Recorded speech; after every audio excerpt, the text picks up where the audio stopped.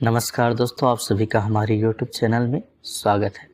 दोस्तों, पिछले वीडियो में हमने विकास के सिद्धांत पर एक बहुत ही आसान भाषा में नोट्स प्रोवाइड किया था और इस वीडियो में हम इन्हीं से संबंधित MCQs लेकर आए हैं।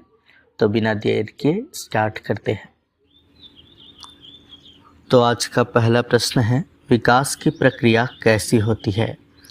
असतत, निरंतर, बाधित, अचानक। तो दोस्तों, हमने शुरुआत से ही डिस्कस किया था कि विकास की प्रक्रिया निरंतर होती है, तो इसका सही जवाब है बी। सेकंड क्वेश्चन है, सीफेलोकॉर्डल सिद्धांत किस दिशा में विकास को दर्शाता है? बाहर से भीतर, सिर से पांव की ओर, नीचे से ऊपर, बाएं से दाएं की ओर। तो सीफेलोकॉर्डल सिद्धांत के बारे में भी हमने डिस्कस किया है कि यह सिर से पांव की ओर होता है, अर्थात शिशु पहले सिर का नियंत्रण करना सीखता है, उसके बाद गर्दन पर और उसके बाद शरीर के अन्य भागों पर। तीसरा प्रश्न है, सभी बच्चों में कौन सा विकास स्तर सार्वभौमिक होता है? बोलने की गति, दांत आना, स्कूल जाना, पढ़ाई में रुचि। तो सार्वभौमिक का मतलब होता है लगभग एक निश्चित आयु में हो जाता है। तो इसमें से कौन सा आएगा? बी, दांत आना। चौथा प्रश्न है, किस सिद्धांत में कहा गया है कि विकास का एक चरण अगले चरण की नींव रखता है? तो किस सिद्धांत में कहा गया है कि विकास का एक चरण अगले चरण की नींव रखता है? तो ऑप्शंस आपके सामने हैं। इसमें आएगा दोस्तों सी, पूर्व अवस्था पर आधारित। प्रत्येक विकासात्मक अवस्था अगले के लिए आधार बनता है, जैसे कि शैशवावस्था में जो कुछ उन्होंने अर्जन किया या सीखा वो जो है बाल्यावस्था के लिए आधार बनेगा। पांचवा प्रश्न है, प्रॉक्सिमोडिस्टल सिद्धांत का तात्पर्य है। दिशा के सिद्धांत में हमने दो चीज़ें जाना था, एक तो है सीफेलोकॉर्डल, दूसरा प्रॉक्सिमोडिस्टल। तो प्रॉक्सिमोडिस्टल का मतलब होता है केंद्र से छोर की ओर, अर्थात बच्चा पहले शरीर के केंद्रीय भागों को कंट्रोल करना सीखता है, फिर बाहरी भागों को। मतलब जैसे कंधे को पहले कंट्रोल करना सीखा, उसके बाद हाथों को।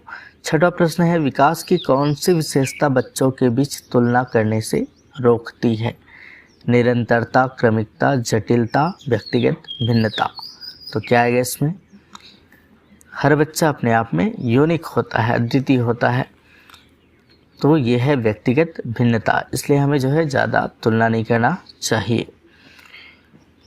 अगला प्रश्न है जो अवधारणात्मक प्रश्न के अंतर्गत आता है। कॉन्सेप्ट अगर आपने समझा है तो इसका सही जवाब दे पाते हैं। बच्चा पहले पूरी हथेली से वस्तु को पकड़ता है, फिर अंगुलियों से। यह किस सिद्धांत का उदाहरण है?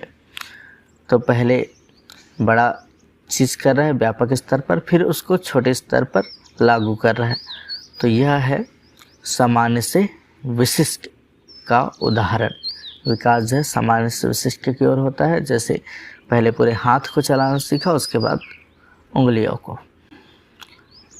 कौन सा कथन सही है? आठवां प्रश्न है हमारा।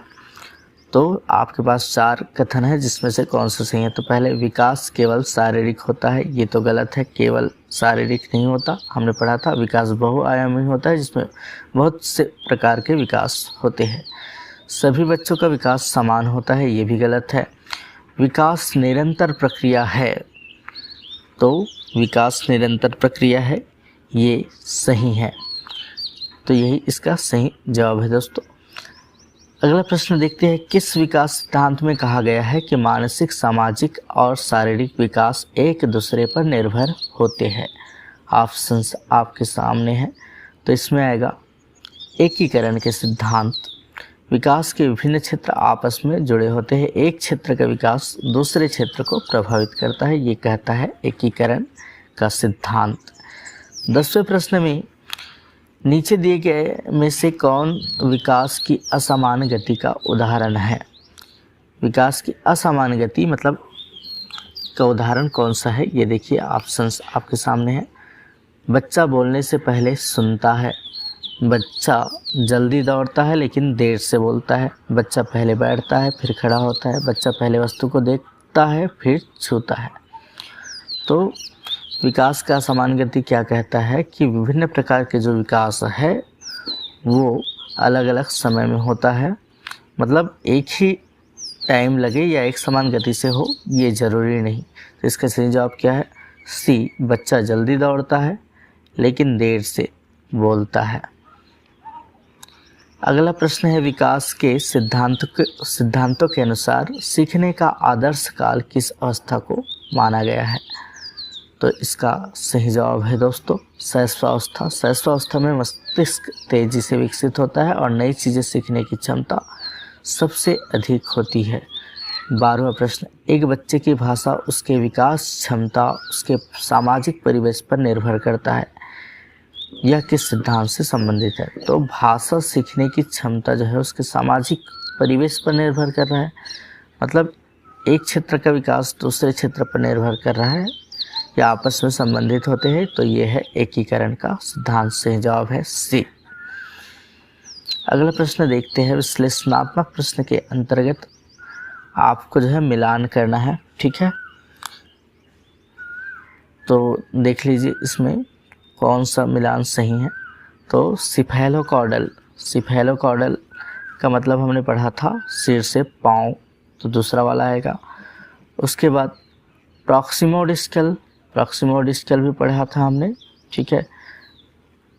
प्रॉक्सिमोडिस्कल मतलब क्या होता है? केंद्र से छोर की ओर। अगला एकीकरण, तो एकीकरण मतलब सभी क्षेत्रों का मेल, अभी डिस्कस किया। और व्यक्तिगत भिन्नता मतलब असमान विकास दर। तो इस तरह से हमने इसको मिला लिया, ये कुट में दिया जा सकता है। अगला प्रश्न है 14, कौन सा जोड़ा सही नहीं है? तो सामान्य से विशिष्ट मतलब मोटर गतिविधि, मतलब बड़े क्षेत्र पर नियंत्रण पहले सीखता है। निरंतरता जीवन भर चलने वाला विकास। सार्वभौमिकता सभी बच्चों में एक जैसा विकास। और क्रमिकता मतलब विकास का अनियमित क्रम। तो इसमें से कौन सा गलत है? तो डी वाला गलत है। क्रमिकता मतलब विकास एक निश्चित क्रम में होता है। अगला प्रश्न देखते हैं 15वें नंबर का प्रश्न, नीचे दिए गए कथनों में से कौन सा कथन सही नहीं है? ए, सभी बच्चे समान दर से विकसित होते हैं। बी, विकास में असमान गति देखी जा सकती है। सी, भाषा विकास सामाजिक वातावरण से प्रभावित होता है। और डी, विकास में अनुभवों का प्रभाव होता है। तो कौन सा इसमें सही नहीं है? तो ए वाला सही नहीं है। सभी बच्चे समान दर से विकसित होते हैं, तो विकास की दर सभी बच्चों में अलग अलग होती है। अगला प्रश्न देखते हैं, यदि बच्चे पहला आ बोलना सीखता है और फिर मम्मा फिर वाक्य, तो यह किस सिद्धांत को दर्शाता है? तो पहले वर्ण सीखा, फिर शब्द सीखा, फिर वाक्य सीखा। तो ये सीखने का एक क्रम है। तो सही ऑप्शन क्या हो जाएगा? क्रमिक विकास, बी वाला। अगला प्रश्न देखते हैं, एक शिक्षक यह समझता है कि हर बच्चा अपनी गति से सीखता है, यह किस सिद्धांत को मान्यता देता है? ऑप्शंस आपके सामने हैं, बहुत ही आसान सवाल है कि हर बच्चा अपनी गति से सीखता है, मतलब सीखने की गति में भिन्नता होती है। तो ये कौन सा सिद्धांत है? सी, इसका सही जवाब है व्यक्तिगत भिन्नता। कोई भी बच्चा अचानक से नहीं बदलता बल्कि एक क्रम में विकास करता है, यह कथन किस सिद्धांत से मेल खाता है? तो अचानक से नहीं बदलता बल्कि एक क्रम में विकास करता है, तो इसका सही जवाब है क्रमिक विकास का सिद्धांत, बी वाला सही आंसर है। ये सीटेट 2020 में पूछा गया है। 19वां प्रश्न है, शारीरिक विकास के बाद ही बच्चा चलना सीखता है और फिर सामाजिक गतिविधियों में भाग लेता है, यह किस सिद्धांत को दर्शाता है? तो शारीरिक विकास के बाद ही बच्चा चलना सीखा और फिर सामाजिक गतिविधियों में भाग लिया। तो एक क्षेत्र का विकास दूसरे क्षेत्र के विकास को प्रभावित कर रहा है, हमने डिस्कस किया था। ये है एकीकरण का सिद्धांत। तो सही ऑप्शन ए है। और आज का अंतिम प्रश्न देखते हैं, एक ही कक्षा में दो छात्र एक ही आयु के हैं लेकिन उनके सोचने की क्षमता और सामाजिक व्यवहार में अंतर है, यह किस सिद्धांत से जुड़ा है? एक ही आयु के हैं लेकिन सोचने की क्षमता सामाजिक व्यवहार में अंतर है, तो ये हमने पुनः पहले डिस्कस किया था, अभी पुनः देख रहे हैं कि ये है व्यक्तिगत भिन्नता का सिद्धांत। तो सही ऑप्शन बी है। तो इस तरह से दोस्तों आज हमने बाल विकास के सिद्धांतों से संबंधित 20 प्रश्नों को हल किया, जो हमारे पूर्व वीडियो के कॉन्सेप्ट पर ही आधारित था। अगर आपने उस पूर्व वीडियो को नहीं देखा है तो उसका लिंक हम डिस्क्रिप्शन में दे दिया है, जहां से आप दे सकते हैं और प्रैक्टिस कर सकते हैं। इसी तरह की वीडियो के लिए हमारे YouTube चैनल को सब्सक्राइब करना ना भूलें। Thanks for watching.